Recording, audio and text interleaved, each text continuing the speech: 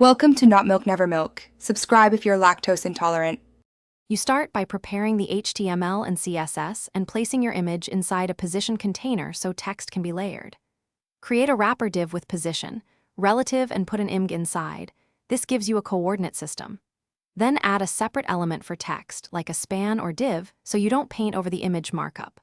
Once done, link the CSS and confirm the image scales. This avoids layout shifts and keeps your text anchored to the image. Now you position and style the overlay text so it's readable and responsive. Apply position, absolute to the text element, and set top and left or use inset properties. For centering, use transform. Translate -50%, -50% with 50% offsets.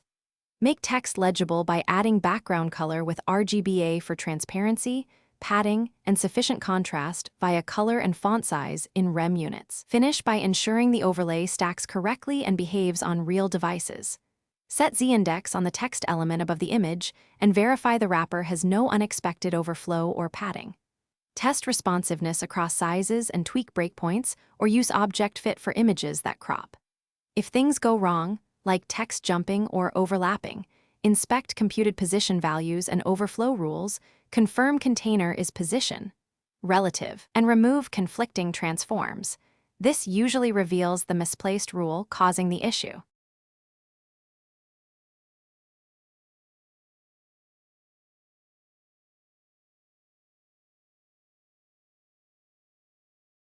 Thanks for watching. If this was helpful, leave a like and consider subscribing. See you next time.